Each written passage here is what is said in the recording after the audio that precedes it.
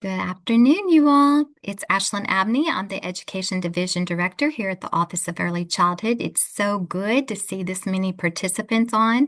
I see a few people still loading on, so I'm going to give it just 30 more seconds.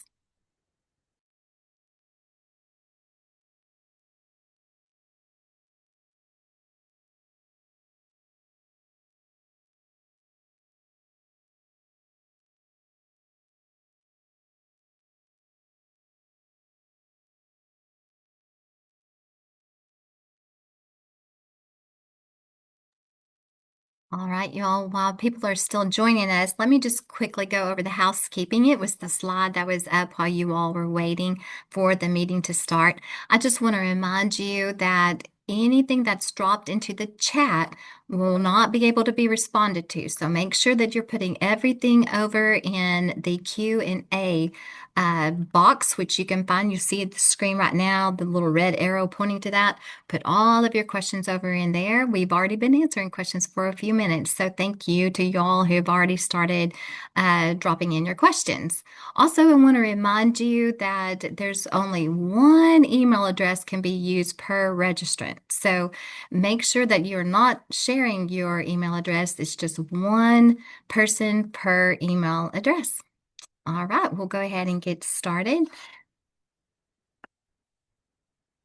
Good to see you all. We'll go to the next slide, please.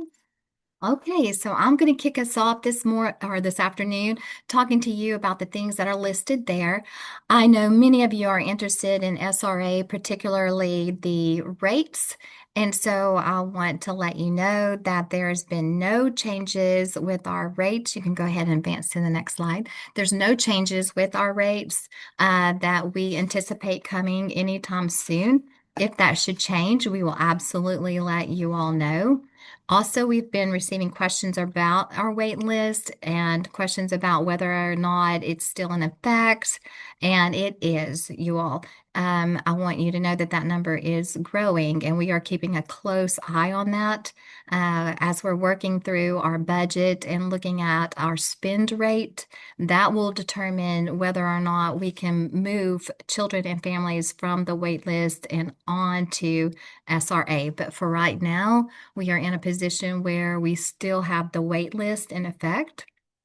Also, we have been getting questions about ABC. So recently, there's been conversations around ABC, which is so good, you all. Just looking at the program itself, the rate of spend that we have in that program. So we did make some adjustments where we're paying based on enrollment, not seat allotment. And I do understand this will not apply to maybe everybody on the call with us, but if you are an ABC provider, I just want to let you know we are based on enrollment, not allocation. And there's been some information back and forth that are paying on attendance. It's not attendance, we're paying based on enrollment. So if you have any questions about your ABC program, Kayla is the one that you would reach out to. You all are familiar with her, and or you can reach out to Brandy Ishman as well. All right. I wanted to share some exciting news with you all about the call for proposals. This is the survey that we sent out to you all several months back now, asking you about your um, thoughts and your ideas on what has happened with the training that you receive and whether or not that has been beneficial to you all or it hasn't been beneficial to you. So thank you to all of you who filled out that information. We did take that and used it as part of our consideration for our grantees for next fiscal year. So what you see on your screen right now, these are our grantees that will start July 1 of 2026. The QR code will take you to our website that has all this information posted as well. So I wanted to make sure just to show you all this and for you to see what categories the different grantees are in. The next page, please, will have the additional list there. You'll see that we have three main categories that we're looking to accomplish this next fiscal year. That'll be in the adult-child interaction, one category. The next one is HQIM and the child assessment. And then the next one is foundational support. So our game plan is here coming up shortly. We will list out those trainings that fall under each one of those categories so that you as providers can select which ones you want to go to and who you want to go see for those particular trainings. So again, the QR code will take you right to our website that has this information on it as well. All right, next slide.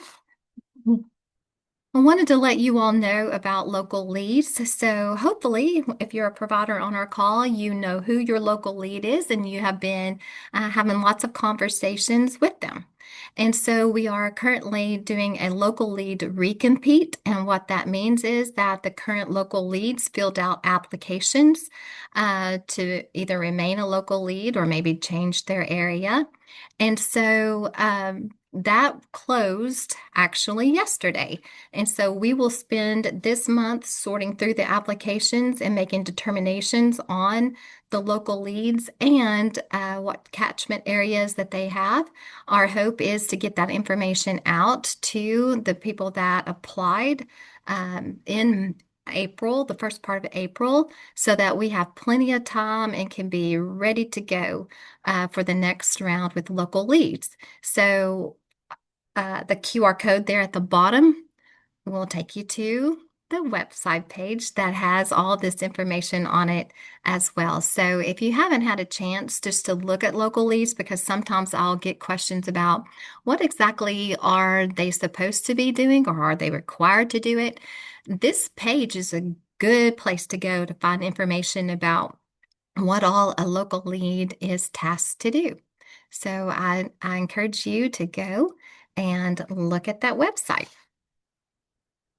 Okay, y'all, I'm going to pass it on now to Alicia. I want to remind everybody that these provider calls where we've been historically spending a lot of time talking about rates because we needed to, and there was a lot of change there. We're looking at using this time together with the providers to really do a whole lot of learning together. And so I'm going to pass it to Alicia, and she's going to talk about curriculum and HQIM. Alicia? Thank you so much, Ashlyn. So we can go to the next slide, Keeler. Thank you so much. I want to take just a few minutes to kind of talk everybody through the updates on the approved curriculum list. And we're going to talk through this information that you see on the slide and even more. So first of all, before we get started, I do want to express my gratitude to all the numerous individuals who have dedicated a significant amount of time for this initiative. We have had many people help us review and vet the materials, not only the OEC team, but colleagues in the field that included early childhood experts, contractors, directors, local leads, curriculum experts, literacy specialists, and early childhood specialists.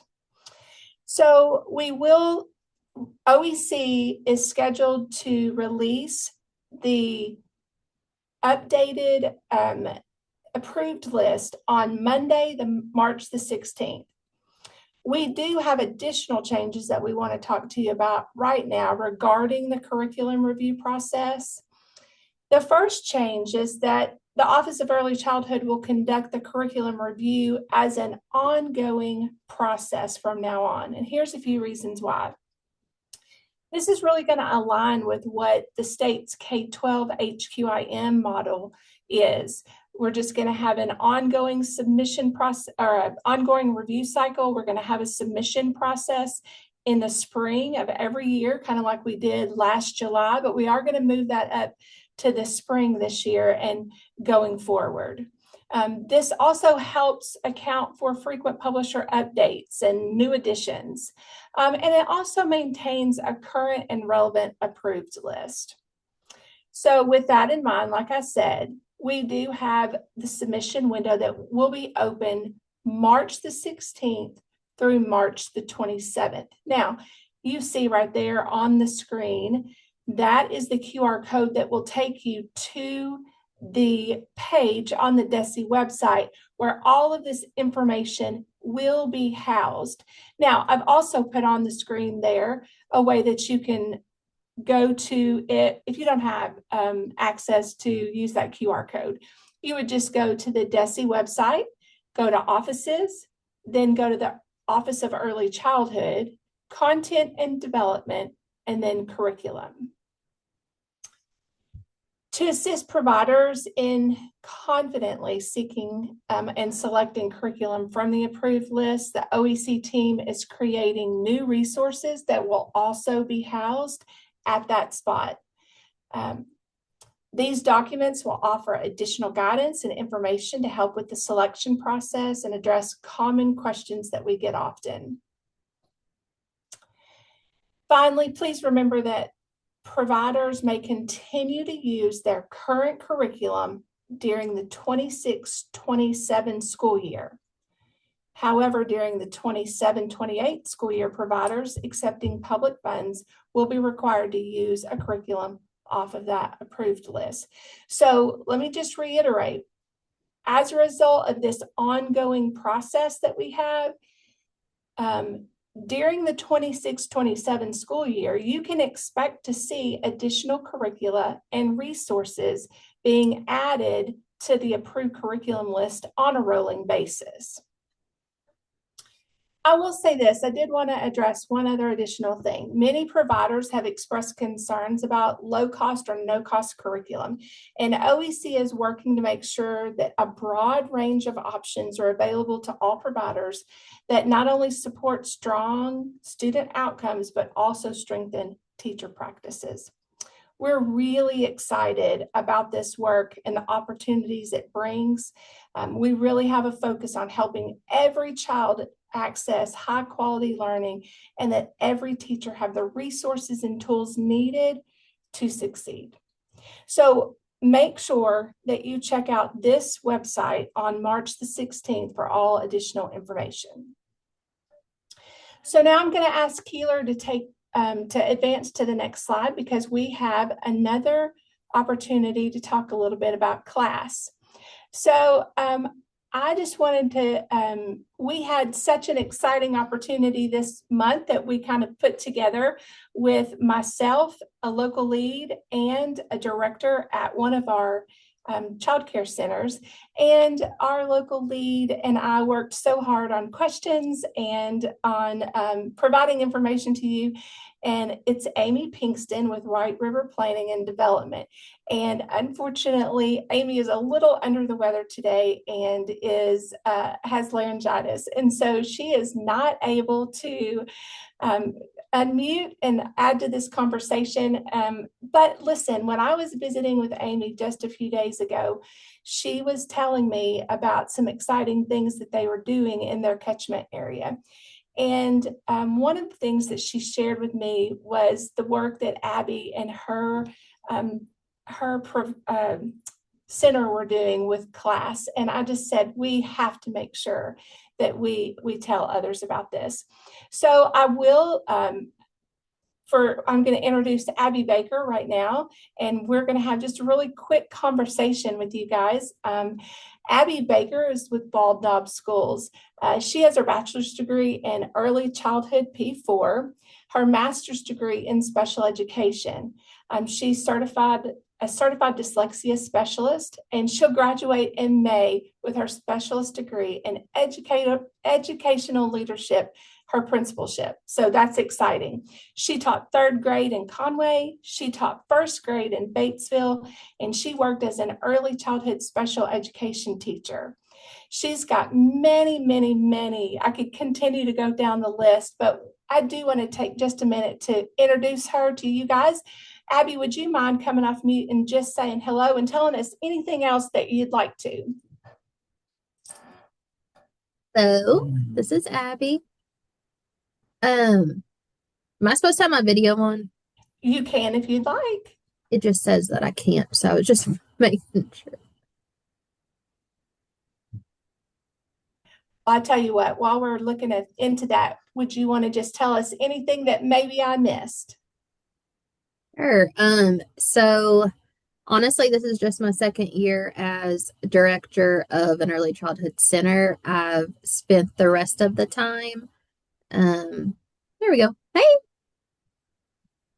So I've spent the rest of my time more so in K-12, and then the last 10 years have roughly been in an early childhood setting, but more on the SPED side of it. So I'm still pretty new to just the ins and outs of early childhood as far as facilities go, but it's kind of the first year I was kind of thrown in very fast and hard, and so we've just ran with it. And so yeah, and so class was one of those things that we initially started with last year, which was my first year. So I've kind of got to start with class and have it as like a pivot point off of um, the beginning my journey into early childhood. Perfect. Thank you, Abby. Hey, can you tell us a little bit about your class journey? Like, are you a certified observer? What tools are you certified in? Anything along those lines? So our class journey started last spring when we were actually put into the pilot program just because of our um, recertification for Better Beginnings was supposed to be taking place. And so my assistant director and our center has infants, toddlers, and pre-K. And so we immediately knew we wanted to go ahead and have our entire building covered if at all possible. So we were luckily able enough to send both of us. We went to infant, toddler, and then pre-K last year, which obviously now infant and toddler is combined. But last year it was still split. So we went to each one and were able to be certified in each of those for our building. And so she's been able to also, she's sitting right beside me, by the way, Miss Shannon is. But she's been able to help, just as far as well, observations in general go, but it's been nice to have an extra person on, your campus as far as just for support or reliability purposes. So that's how we got started. Perfect. So I do know your local lead has been very instrumental in helping you become familiar with class and all of the things. Since she's not able to talk today, could you talk a little bit about that connection that you made with your local lead and how she's kind of helped you with this journey? Yeah. So I don't think we could do anything that we do in our center without Miss Amy and Miss Debbie as well. Honestly, like I said, when I first started, I didn't know that side of early childhood. And so having that support system just as a new director was huge.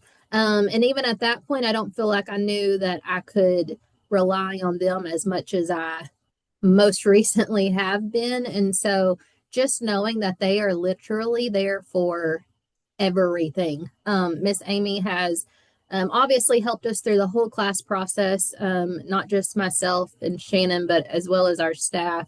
But besides that, I mean, any question at all that I feel like I have had just confusion with or didn't know who to contact or, just anything like that, that I was kind of clueless on, I can literally call Amy and she's just been like, oh, here's a number, call this person or, whatever. And it's just been so nice to have just, that it's like a lifeline that you can call whenever there's 9 million other things going on in your mind and you don't have time to search for the answers or search for the right contact or resource. She's there for us. And so that's how we've used her. Class. Obviously, we couldn't do class without her. I mean, she just, she's our expert for class. So, yeah, it's been amazing to have them by our side. I love that. And I love that you talked a little bit about that support system, but also that Shannon Hazelwood there beside you, your assistant director, is your support too. Can you talk about, I know that you both have worked strategically to make sure that all of the classrooms in your center this year receive a fall and a spring observation. Can you talk a little bit about that? And then can you talk about what your plans are? What have you done to support your teachers with class? What are your plans that you're going to be using that data that you receive from those observations? Can you talk a little bit about that? Yes, ma'am. So As far as observations go, we knew that currently we were requested to do one a year.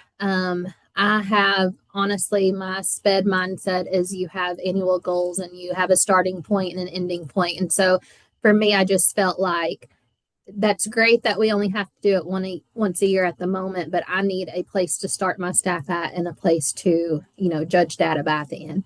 And so we, not that my staff was that excited about it, but we got we got through it. But so they did their first observations in the spring when we did the pilot. And then we came back in the fall. We went ahead and did a full set of observations in every classroom in the fall.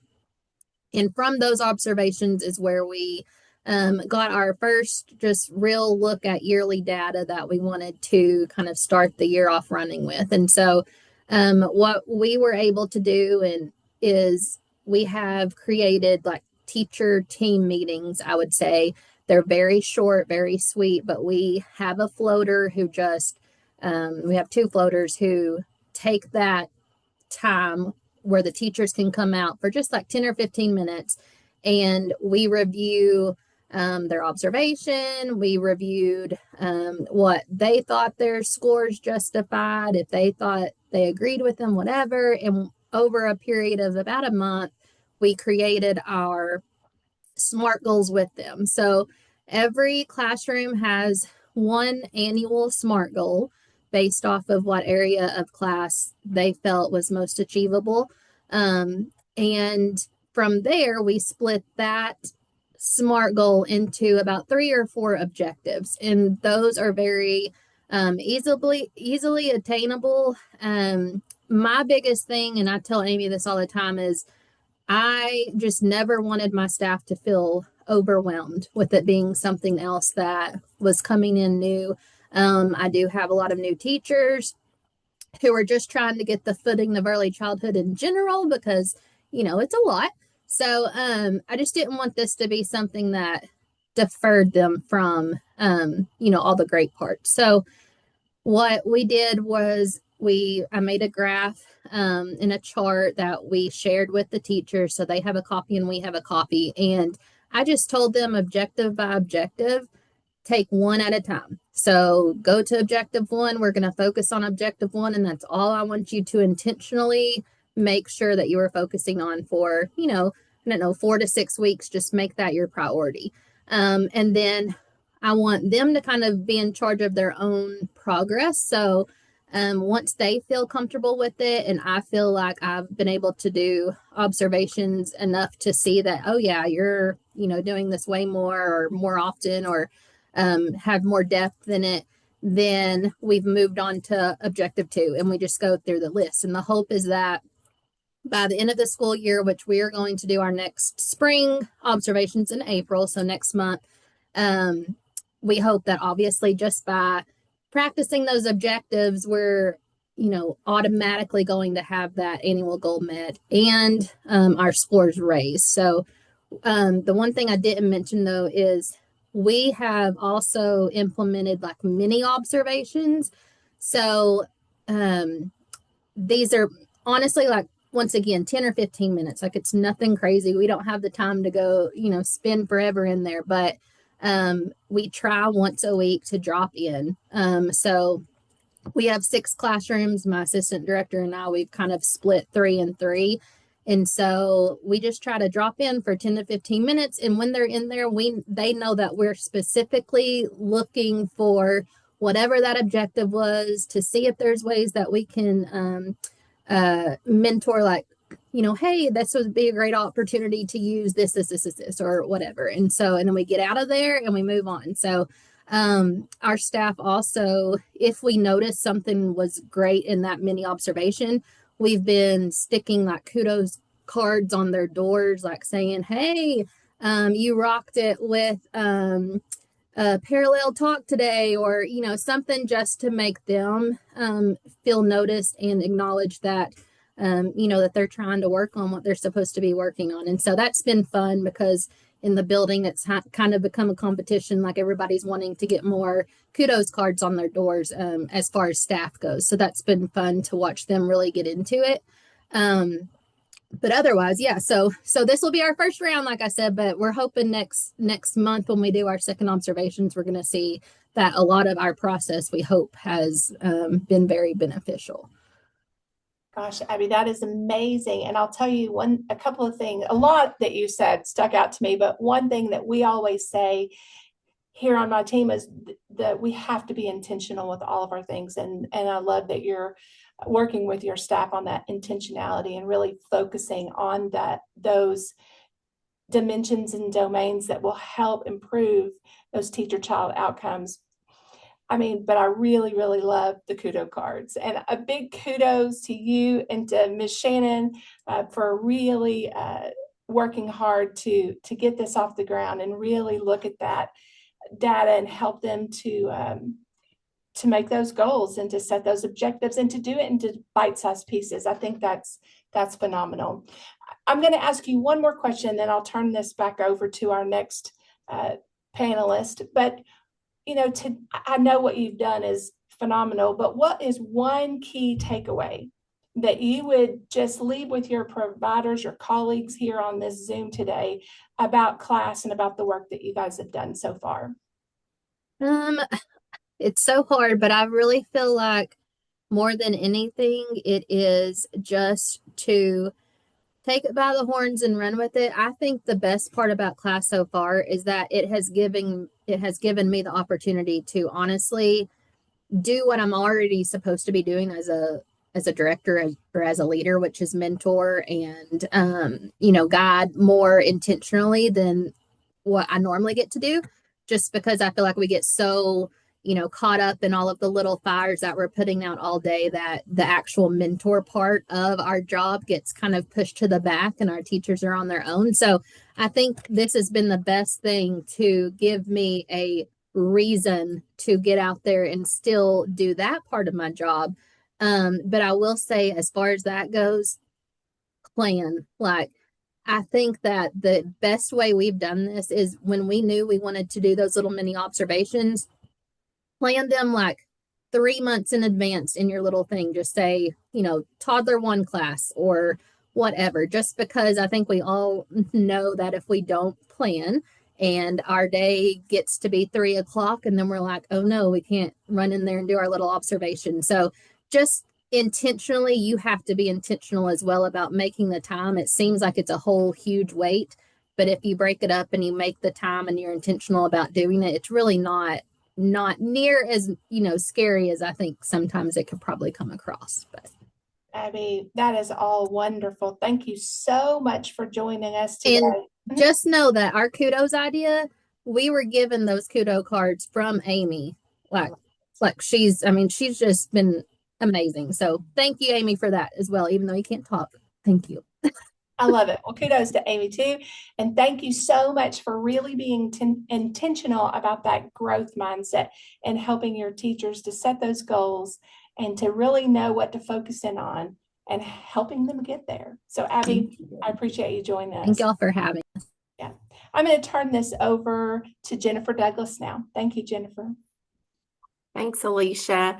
Hey, good morning or afternoon, everyone. Today, we were supposed to get to hear from Mary Catherine Harden. She's the owner-director of Stars Academy in Independence County, and she is a champion for early talk and education in her EIDT center, and she's a class observer and a class measurement trainer, and she's doing wonderful things. Unfortunately, she had something come up, and she could not join us. I wanted to give that plug because she is phenomenal and doing phenomenal job with children. And so stay tuned. We will get her rescheduled. So I'm going to pass it on to our next person so we can keep you guys moving.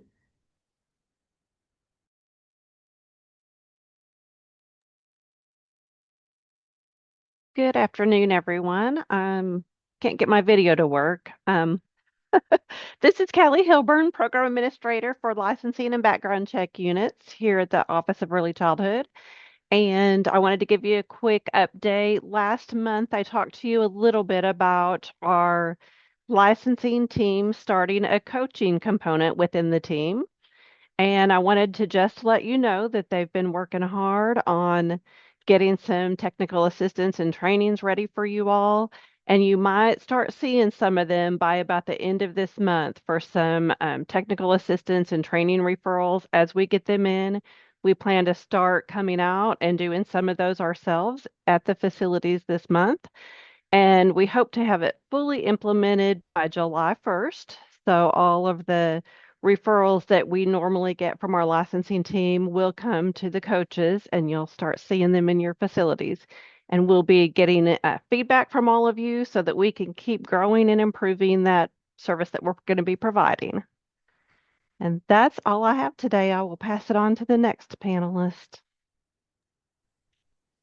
All right, you guys. Hey, thank you for all that information. And Abby, thank you so much for joining us and talking us through that. It's exciting to hear what you're doing in conjunction with Amy for the children in your area. Appreciate you.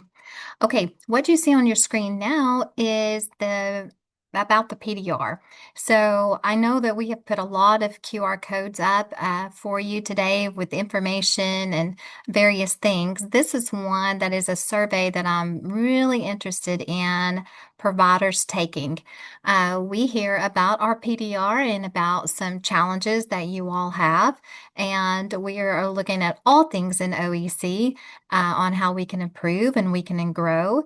And so one of them is our PDR. So if you will just quickly take a snapshot of that QR code and do the survey, we would really appreciate it because it will give us some direction on what you all are seeing and what your experience has been with our PDR, which will then help us make some decisions about which direction to go.